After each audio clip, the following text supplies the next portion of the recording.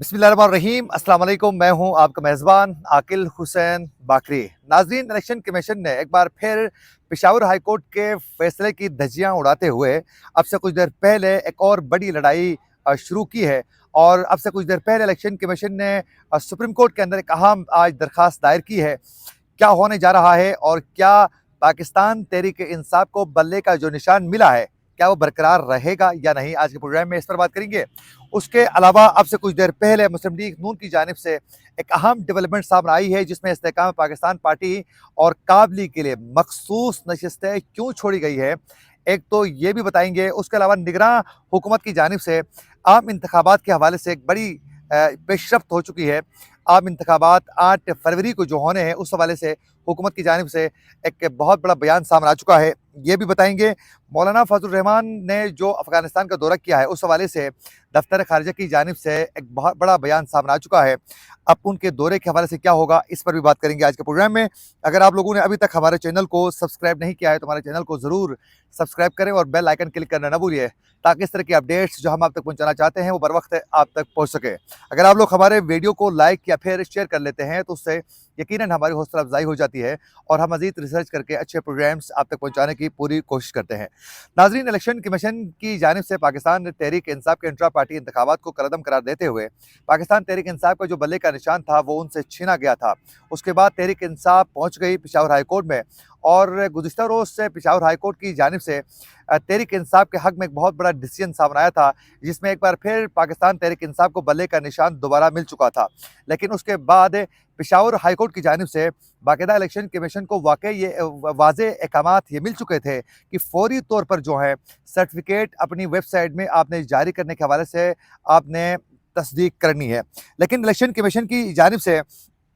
तहरीक इंसाफ को सर्टिफिकेट जो हैं बाकायदा ना तो उन्होंने अपनी वेबसाइट पे जारी की, और वो जारी करने के बजाय आज सुबह के वक्त इलेक्शन कमीशन में एक अहम इजलास इनेकाद किया गया। और उससे कमीशन जो आज इजलास हुआ है इलेक्शन कमीशन के अंदर, उसमें बाकायदा ये फैसला किया गया कि क्या हमने सुप्रीम कोर्ट में जाकर दोबारा अपील दायर करनी है या फिर हम तहरीक इंसाफ को जो बल्ले का निशान पेशावर हाई कोर्ट से मिल चुका है वहीं इलाज करना है। लेकिन उसमें बाद में ये फैसला हो चुका है कि हम सुप्रीम कोर्ट चले जाएंगे। और यूं अब से कुछ देर पहले इलेक्शन कमीशन ने पीटीआई को बल्ले का इंतखाबी जो निशान मिल चुका है, उस हवाले से पेशावर हाई कोर्ट के फैसले के खिलाफ सुप्रीम कोर्ट में बाकायदा अपील दायर की है। और जो अपील दायर की है उसमें ये इस्तदा की गई है सुप्रीम कोर्ट से कि पेशावर हाई कोर्ट के फैसले को कलअदम करार दिया जाए। और उसको कलअदम करार देने की वजह उन्होंने ये बताई है कि जो तहरीक इंसाफ की जानिब से जो इंट्रा पार्टी इंतखाबात करवाए गए थे वो इलेक्शन कमीशन एक्ट के मुताबिक नहीं हुए हैं, तो लिहाजा ये जो फैसला है इसको कलअदम करार दिया जाए। लेकिन इंतहाई बदकिस्मती का आलम यह है कि इलेक्शन कमीशन की जो रिस्पॉन्सिबिलिटी है इलेक्शन करवाना, एक तो वो इलेक्शन करवाने के लिए तैयार नहीं है, उसके साथ साथ बल्ले का निशान जो उनका बुनियादी हक है वो बल्ले का निशान भी तहरीक इंसाफ को नहीं मिल रहा है। तो आज इलेक्शन कमीशन की जानिब से बाकायदा सर्टिफिकेट जो है वेबसाइट पर जारी करने के बजाय एक तो उसको उन्होंने नहीं मानने से साफ इनकार किया है। उसके साथ साथ इस वक्त इंतहाई बदकिस्मती का आलम यह है कि एक बार फिर दोबारा वो सुप्रीम कोर्ट पहुंच चुके हैं और सुप्रीम कोर्ट की जानिब से अब इस पर क्या फैसला आता है ये आने वाले दिनों में पता चलेगा। उसके अलावा आज की दूसरी सबसे बड़ी डेवलपमेंट ये है कि आज मुस्लिम लीग नून के आम इंतखाबात के लिए टिकट की मंजूरी पर इस्तेकाम पाकिस्तान पार्टी और काब लीग के लिए जो हल्के थे वो बाकायदा आज मुस्लिम लीग नून की जानिब से वो छोड़े जा चुके हैं। और ज़राए के मुताबिक पंजाब में IPP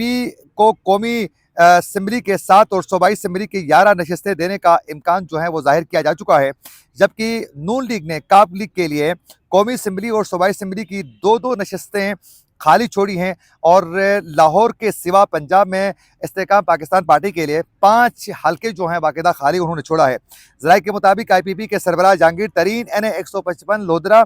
और टिकट पर वहाँ से लोधरा से टिकट पर वो इलेक्शन लड़ेंगे। जहांगीर तरीन को बाकायदा NA 149 मुल्तान और नोमान के लिए NA 143 साहिवाल देने का बाकायदा फैसला हो चुका है, जबकि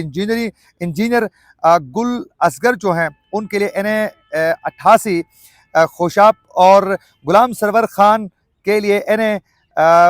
54 जो हैं वो रावलपिंडी से वो इलेक्शन में हिस्सा लेंगे। आप अंदाज़ा करें, गुलाम सरवर खान के लिए भी बाकायदा इन्होंने नशस्त जो है वो खाली छोड़ी है। ये वही है जो कल तक मुस्लिम लीग नून के ख़िलाफ़ जो है बाकायदा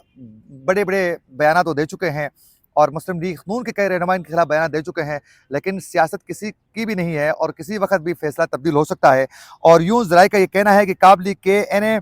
64 اور پی پی 32 سے بھی صالح حسین کے لیے باقاعدہ یہ مختص کی گئی ہے، یہ چھوڑی گئی ہے، اور پی پی 31 گجرات سے چودھری شجاعت کے دوسرے بیٹے کے لیے بھی یہ چھوڑی گئی ہے، اور این 165 باولپور سے طارق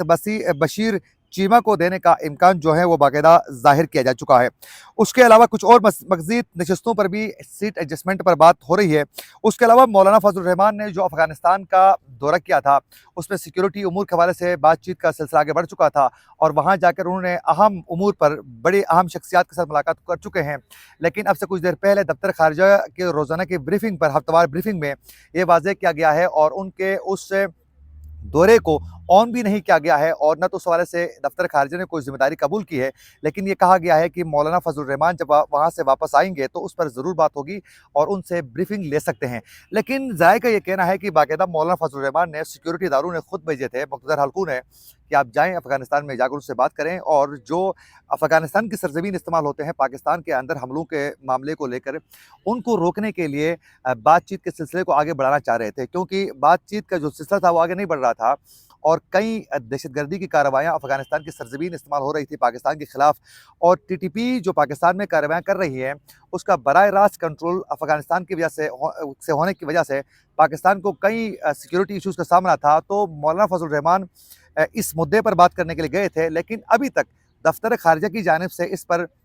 انہوں نے ان کے دورے کو آن کرنے کے لیے وہ تیار نہیں ہے، البتہ ان سے ضرور بریفنگ لینے کا فیصلہ کیا جا چکا ہے۔ اس کے علاوہ اب سے کچھ دیر پہلے نگراں وزیر اطلاعات مرتضیٰ سولنگی صاحب کی جانب سے یہ بیان سامنے آ چکا ہے کہ سیکیورٹی خدشات بہت زیادہ ہے، لیکن اس کے باوجود بھی الیکشن جو ہیں وہ 8 فروری کو ہی ہوں گے، اس حوالے سے تیاریاں جو ہیں وہ ہماری جانب سے باقاعدہ مکمل کیے جا چکے ہیں، یہ انہوں نے آج وہ واضح کر چکے ہیں۔ جبکہ اس وقت خیبر پختونخوا میں بھی سیکیورٹی کئی خدشات ہیں۔ کچھ دن پہلے محسن داوڑ کی گاڑی پر حملہ ہوا اور براہ راست ان کی گاڑی کے اوپر گولیاں چلائی گئی، لیکن اس حوالے سے کوئی بھی اپڈیٹ سامنے لانے یا ان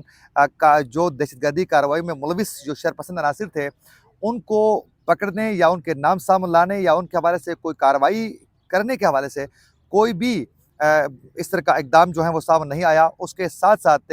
مولانا فضل الرحمان کے جو قافلے پر حملہ ہوا تھا اس حوالے سے بھی اپڈیٹس ابھی تک سامنے نہیں آنے کی وجہ سے تشویش پائی جا رہی ہے، اور جو سینٹ کی جانب سے جو قرارداد